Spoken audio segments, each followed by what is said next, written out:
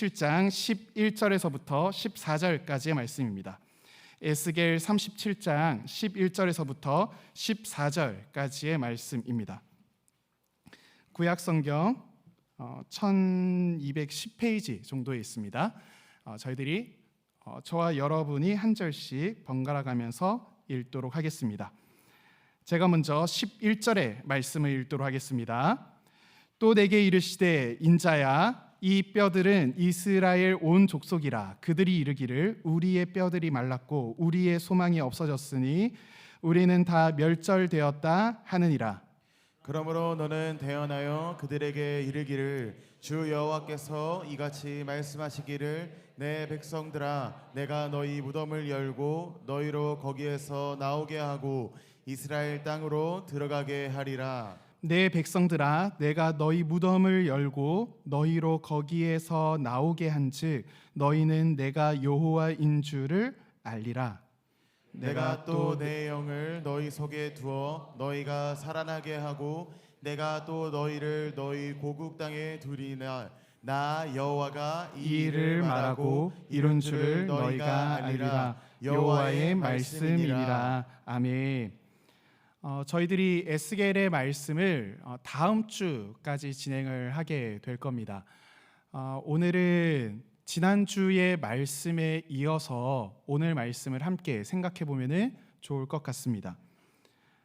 사진 하나 띄워주시겠어요? 칠레 북부에 가게 되면 아타카마라고 하는 사막이 있습니다. 여기는 세계에서 가장 건조한 지역 중에 하나이고 또 수십 년, 수백 년 동안 비 한 방울 내리지 않는 곳이었습니다. 그리고 이곳에서는 돌과 모래뿐이고 생명의 흔적은 하나도 찾아볼 수 없는 굉장히 전 세계에서 대표적으로 건조한 지역 중에 하나입니다. 그런데 여기에서 놀라운 일들이 일어나게 됩니다. 여기에서 비가 내리게 되는데요. 평소와 다른 비가 내리면서 정말 쏟아지는 그 비, 정말 하늘에서 구멍이 열렸다고 이야기하는 그 비가 쏟아지게 되니까요. 다음 한번 넘겨주시겠어요? 사막이 꽃이 피어나게 됩니다.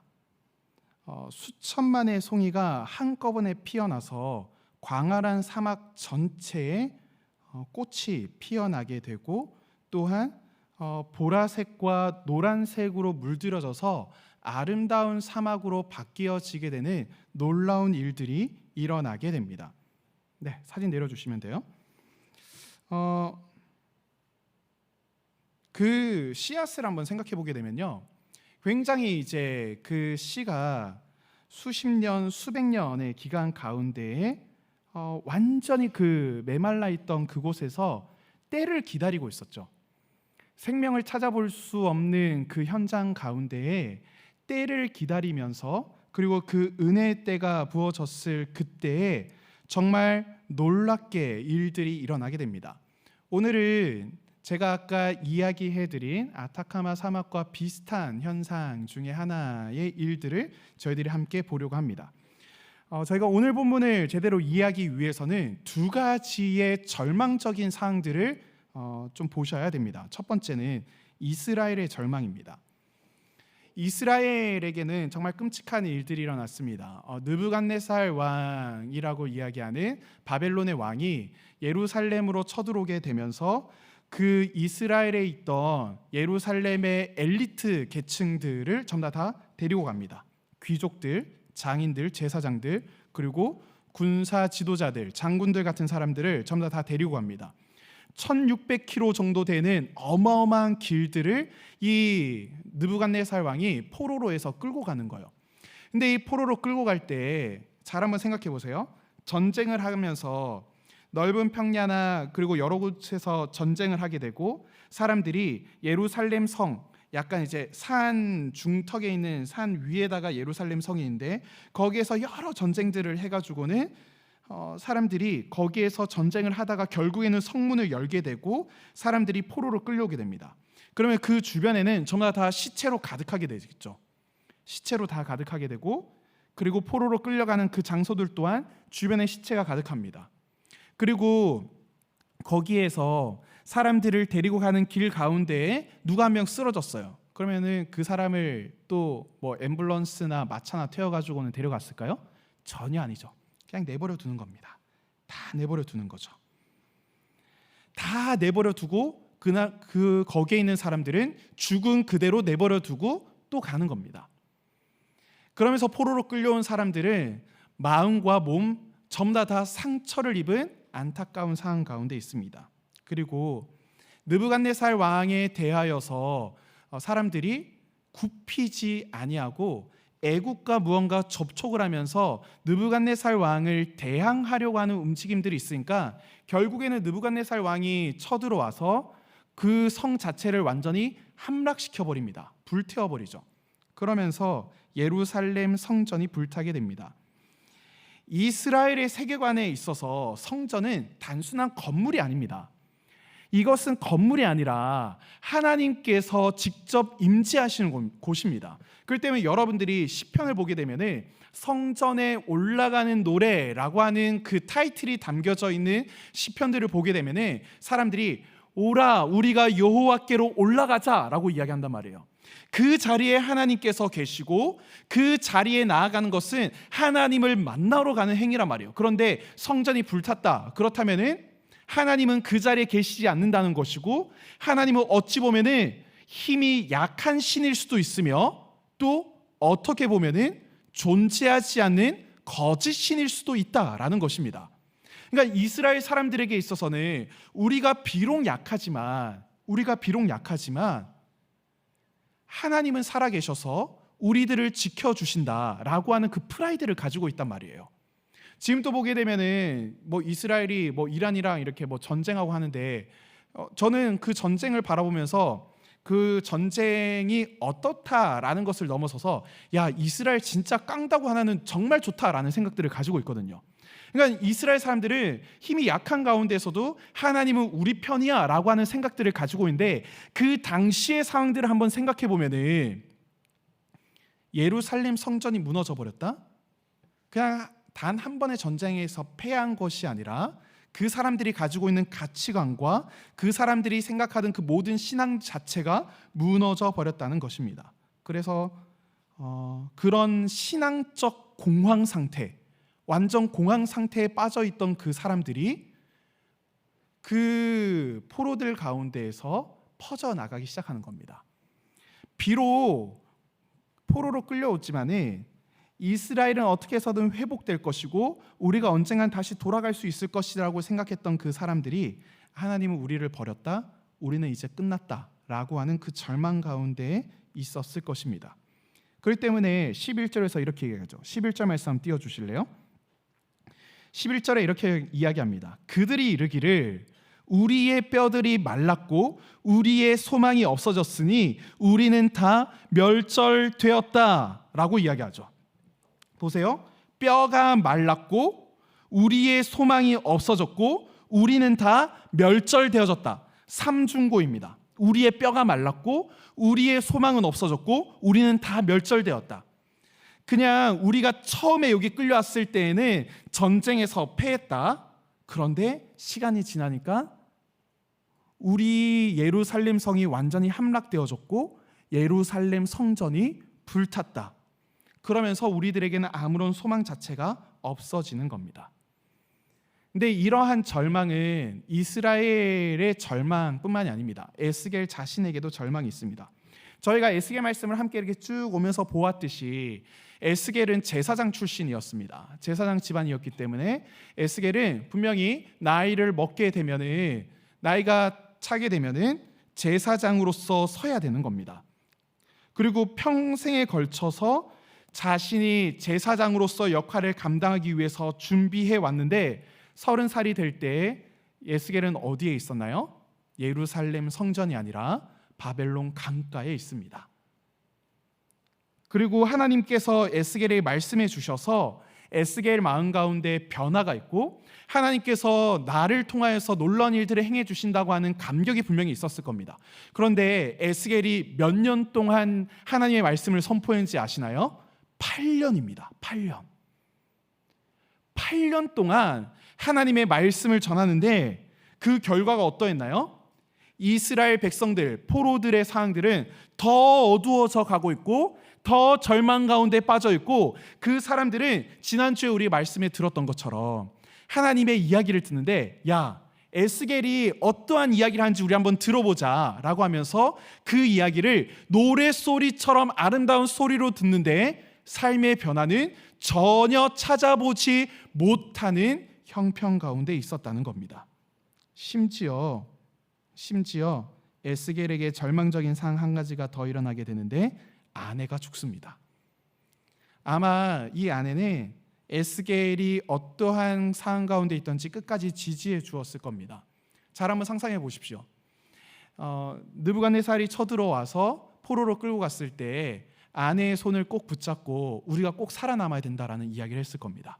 그리고 1600km를 걸어가는 가운데 쇠사슬로 묶여져 있고 온갖 줄로, 그리고 군인들의 엄청난 강포에 의하여서 막 끌려갈 때도 함께 마음을 쏟으면서 서로를 위로하고 격려하면서 왔을 겁니다. 그리고 바빌론 강가에 앉아 있을 그때 내가 무엇을 해야 될지, 내가 어떻게 살아가야 될지 전혀 알지 못하는 상황 가운데 있었을 때에도 이 아내는 끝까지 지지해 주었을 겁니다. 그런데 이 아내가 죽었습니다. 그런데 하나님께서 이야기합니다. 야, 울지 말아라. 울지 말아라. 내가 명령하니까 너는 울지 말아라 라고 이야기합니다.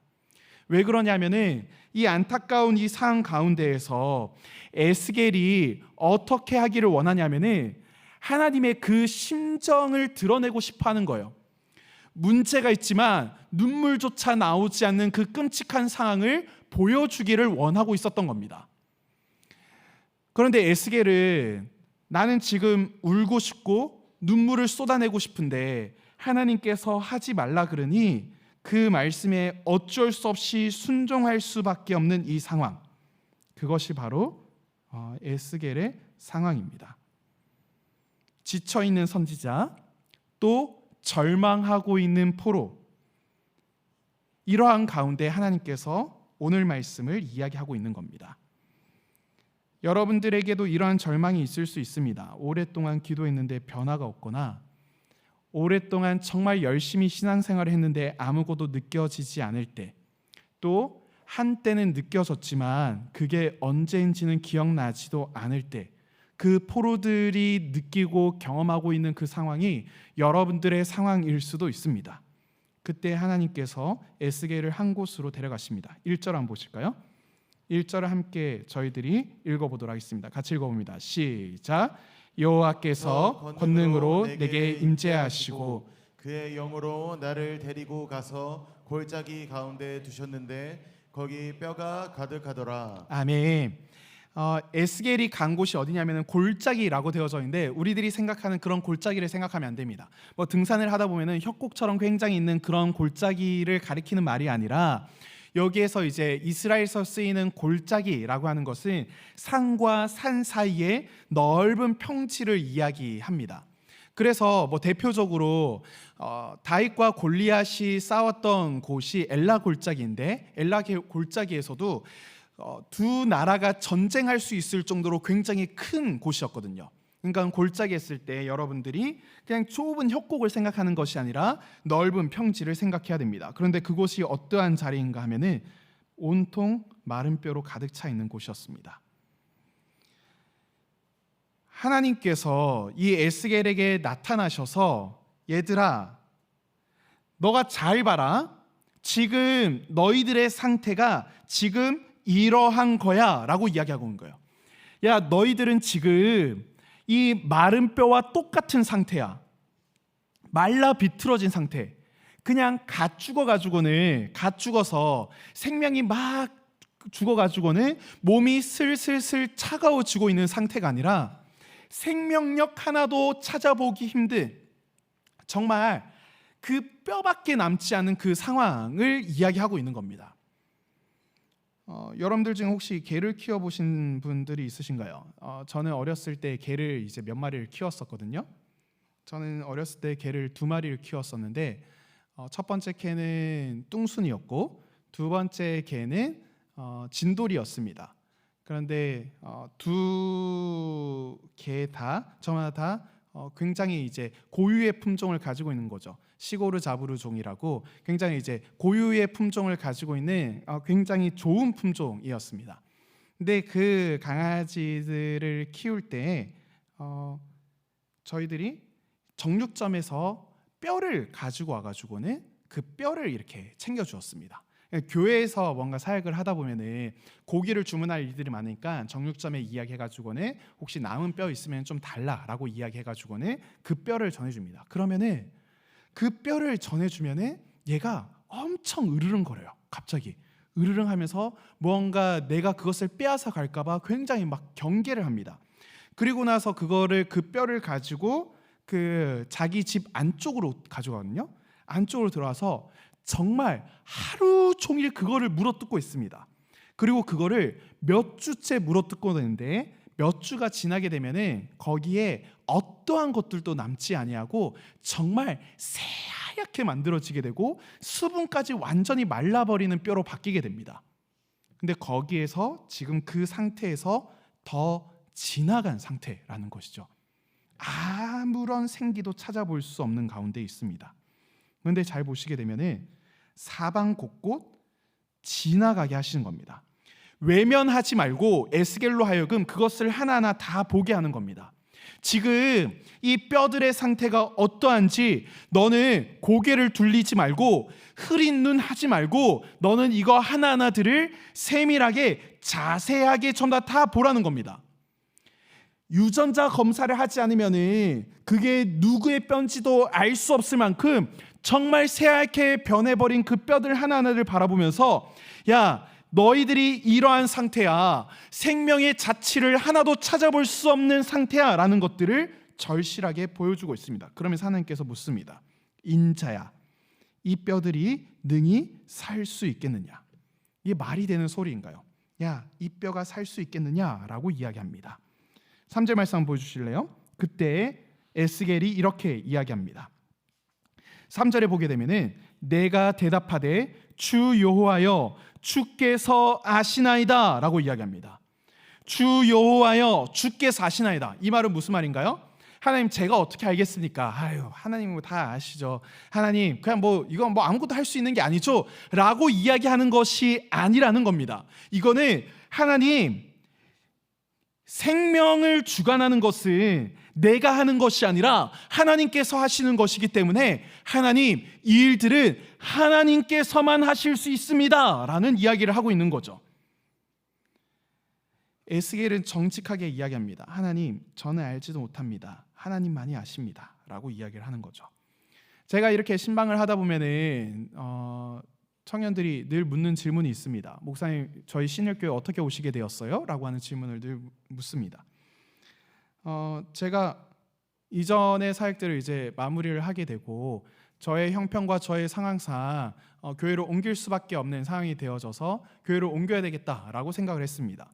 근데 그런 가운데 누군가 오라고 한 것도 아니고 내가 어떻게 가야 될지를 전혀 모르는 거죠. 그러면서 제가 교회를 지원하고 이렇게 하는데 뭐 생각보다 잘 안 되는 겁니다. 그런데 제 마음 가운데 어떠한 생각이 올라오는지 아시나요?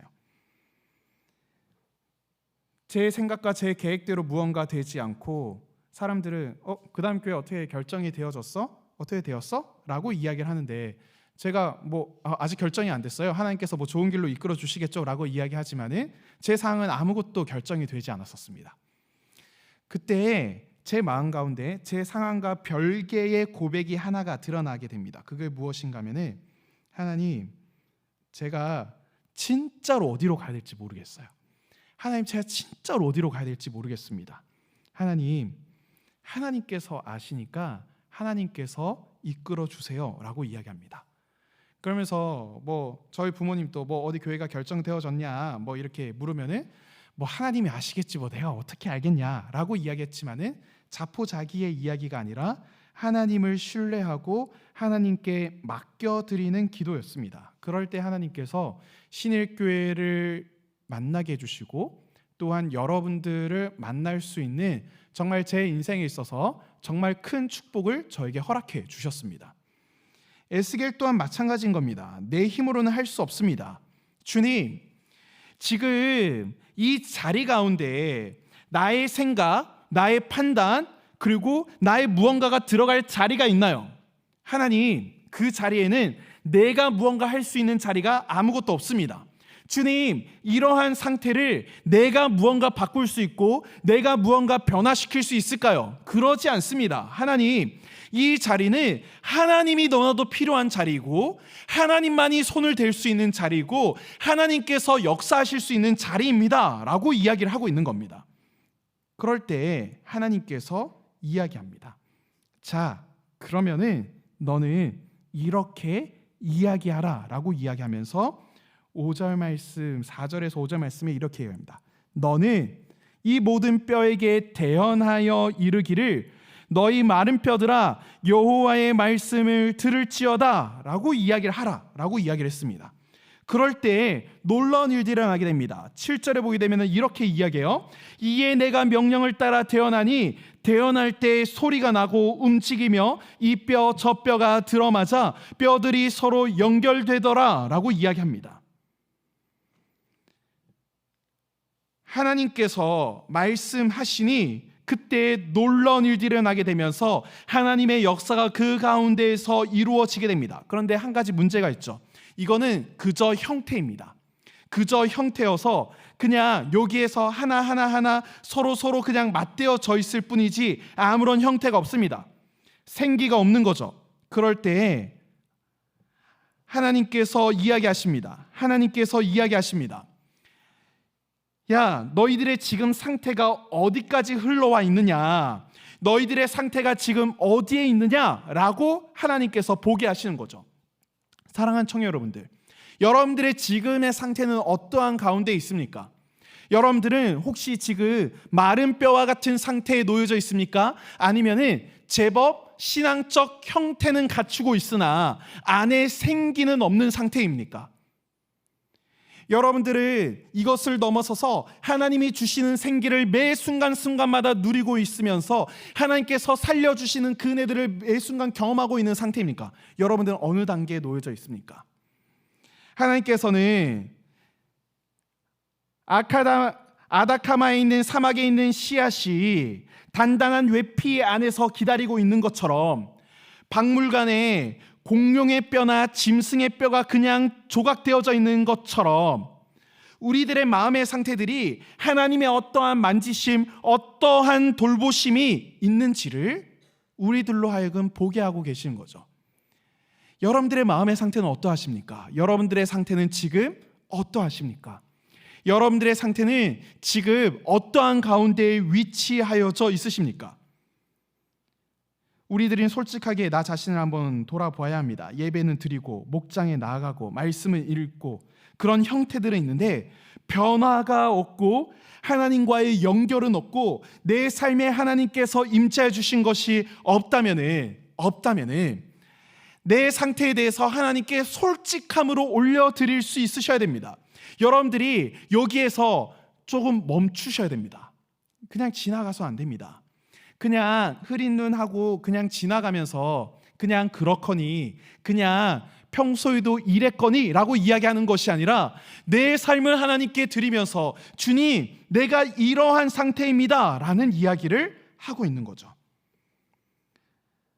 오늘 말씀 가운데 히브리어로 루아르라고 이야기하는, 원래 흐가 하는 약간 가리 끓는 소리거든요. 그런데 좀 더 쉽게 해서 그냥 루하흐라고 하는 히브리어 단어가 10번이나 나옵니다. 굉장히 짧은 절수 안에 10번이라고 하는 정말 많은 횟수가 나옵니다.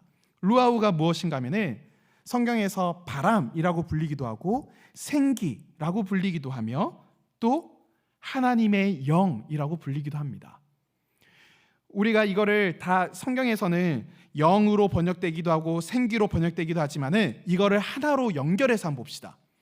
우리들에게 살아남, 인생에 있어서 살아남, 신앙을 듣고 신앙의 이야기를 들음에도 불구하고 처음에는 그렇지 라고 할 뿐이지 내 삶에 있어서 변화가 전혀 찾아오지 않고 전혀 움직임이 없고 전혀 내 삶에 있어서 바뀌어짐이 없다라고 하는 것은 내 삶에 생기가 없다는 겁니다. 겉은 있으나 속은 전혀 없다는 이야기죠. 또한 거기에서는 더 심각한 이야기가 있습니다. 루아흐, 바로 하나님의 영, 성령님께서 여러분들의 삶에 있어서 중심이 되지 않는다라고 하는 이야기이죠. 여러분들의 삶에 있어서 하나님이 중심이 되어주고 계십니까? 여러분들의 삶에 있어서 하나님이 정말로 절실하게 피로를 느끼면서 하나님의 도우심을 바라보고 있으십니까?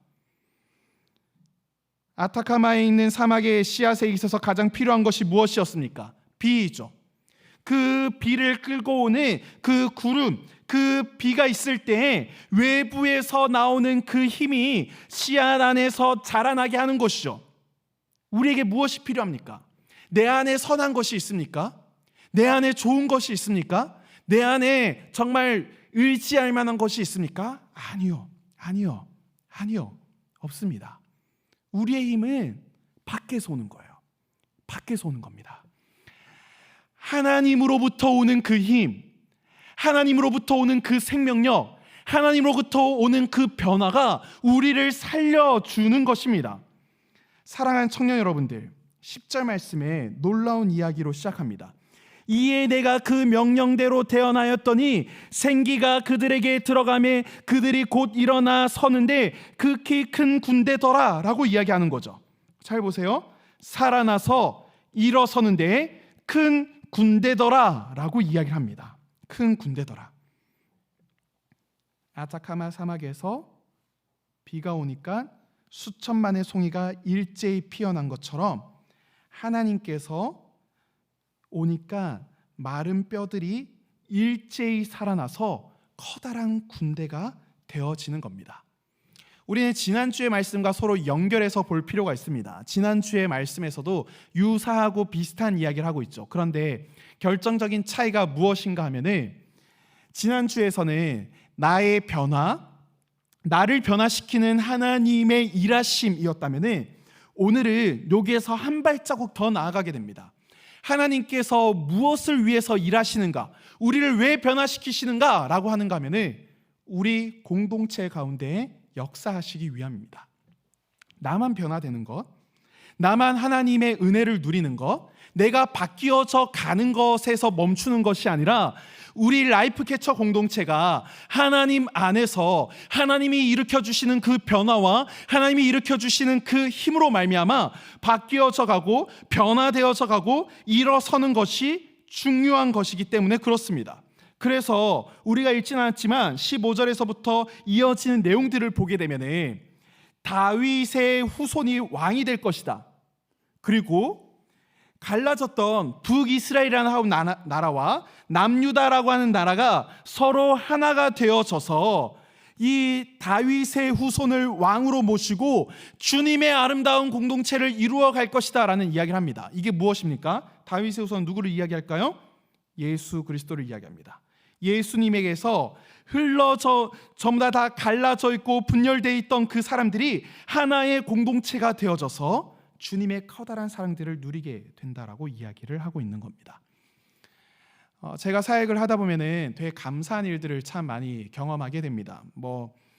제가 신방하러 갔더니 목사님 선물이에요 라고 하면서 이렇게 하나 챙겨줘가지고는 제가 저희 목사님들 같이 이렇게 모여 있을 때 이렇게 들고 이렇게 딱 하죠. 그리고 어깨 이렇게 쫙 펴가지고는 딱 들고 선물 받았다고 같이 먹자고 하면서 이렇게 딱 하면은 약간 라이프캐쳐에 대한 자랑을 하기도 합니다. 그리고 그뿐만이 아니라 제가 되게 감사했던 순간들이 어떠한 순간들이 있는가 하면은 저희 공동체에는 일용할 양식이라고 하는 저희들 자체적인 구제 헌금의 제도가 있죠.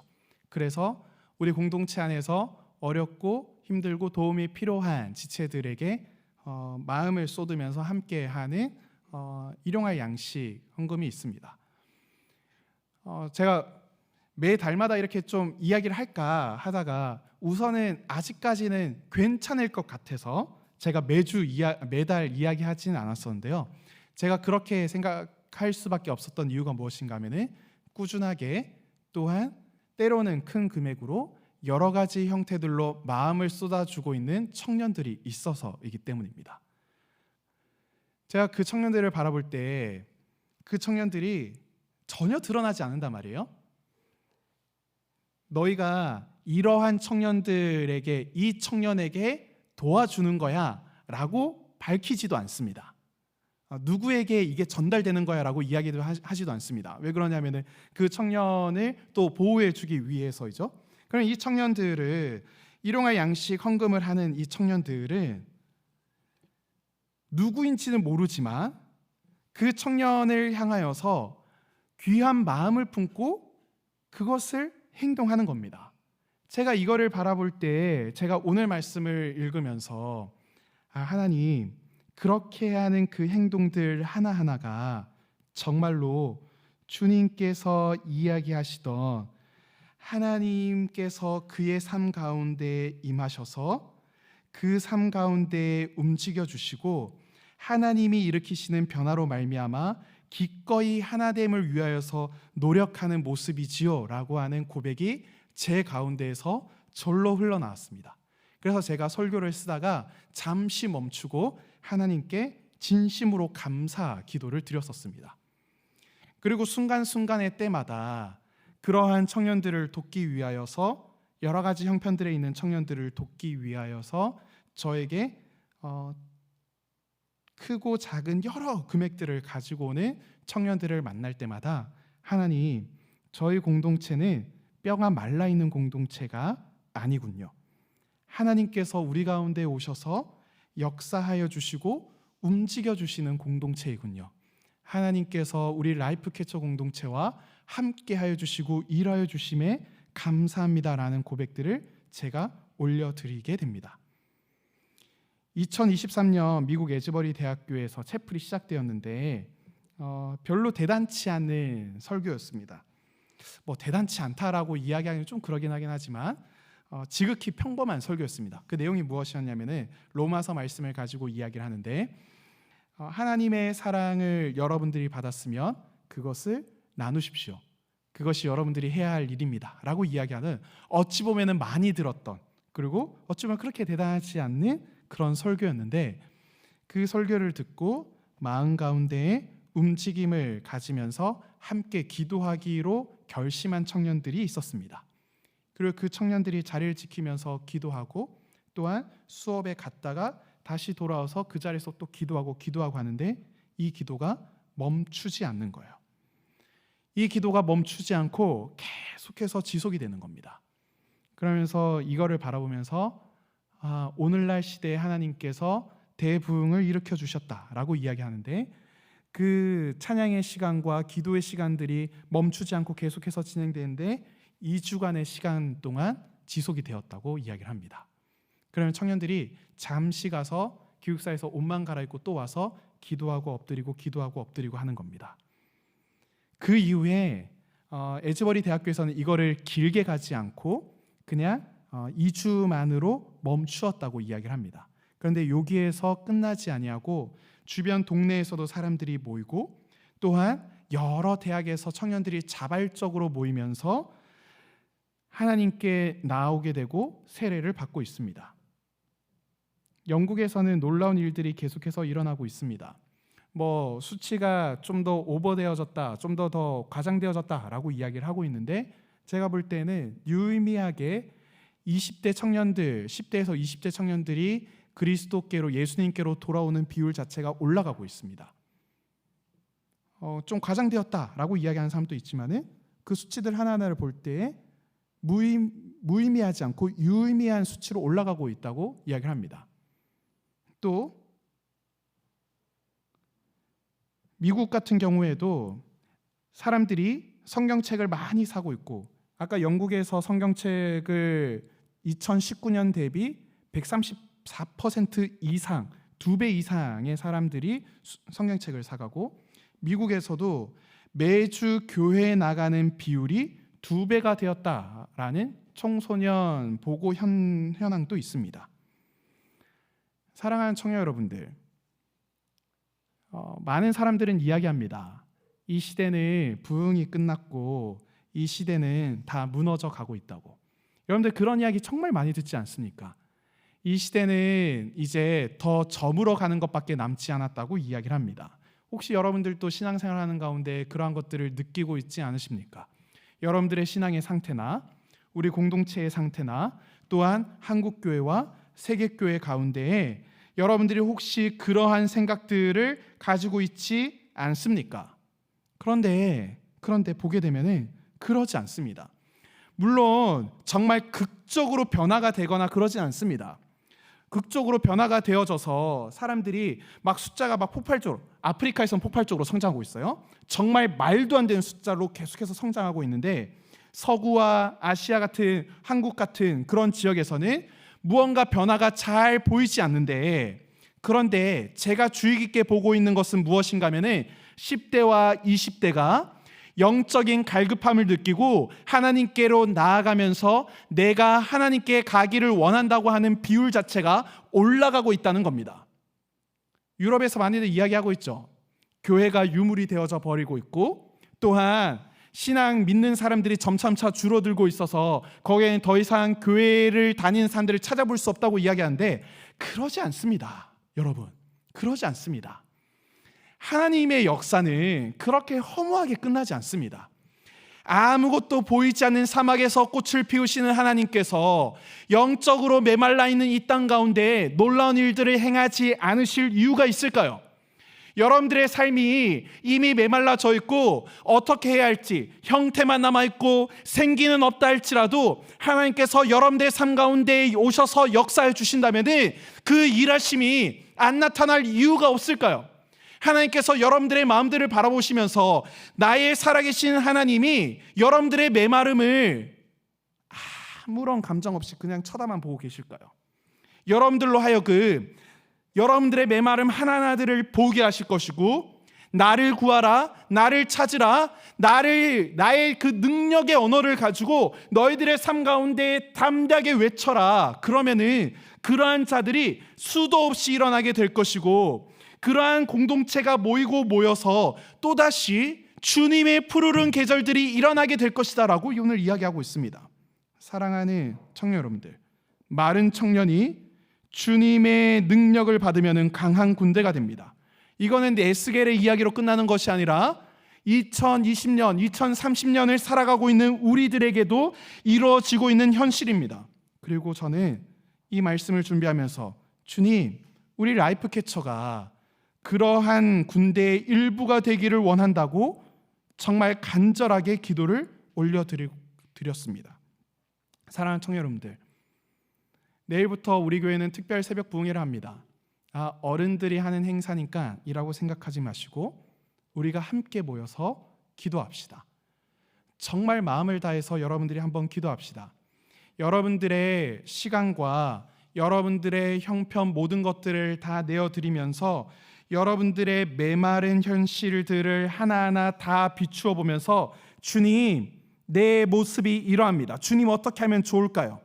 주께서 말씀하시기를 내가 이 생기를 너희에게 들어가게 하리니 너희가 살아나리라 라고 하셨던 그 말씀이 이루어지기를 소망합니다 라고 기도하기를 원합니다. 그럴 때 여러분들의 삶 가운데 변화가 일어날 것이고 우리 공동체는 변화가 일어나게 될 것입니다. 저는 제가 이 교회에 오게 되고 우리 라이프 캐쳐를 만나게 되면서 제가 멈추지 않고 기도하는 것이 있습니다. 그게 무엇인가 하면은 주님,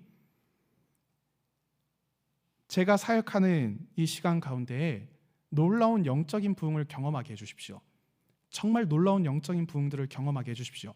우리가 형식과 틀이 있는 거기에서 메말라가는 공동체가 아니라 형식과 틀, 그것을 넘어서는 영적인 생명력을 틔울 수 있는 아름다운 공동체가 되게 하여 주옵소서.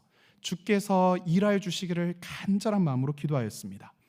그리고 그 기도는 멈추지 않을 거고 제가 언제가 될지 모르지만은 제가 이 공동체를 떠나게 되었을 그때에도 저는 라이프 캐쳐 공동체를 위해서 끝까지 기도할 겁니다. 제 생명이 다하는 그날까지. 주님, 라이프 캐쳐 공동체를 기억하여 주옵소서.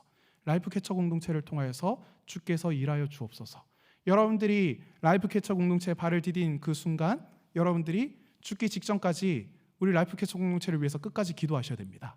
주님, 우리 모든 메마른 청년들이 강한 군대가 되게 하여 주옵소서. 그러한 간절하게 기도할 때 하나님께서 우리 공동체 가운데 놀라운 생기를 더해 주실 것을 간절히 소망하며 우리가 그 자리에 서기를 소망합니다. 저희들이 함께 찬양하며 나아가기를 소망합니다. 저희들이 조금은 길 가야 되기 때문에요. 저희들이 앉아서 같이 함께 찬양하며 나아가기를 소망합니다.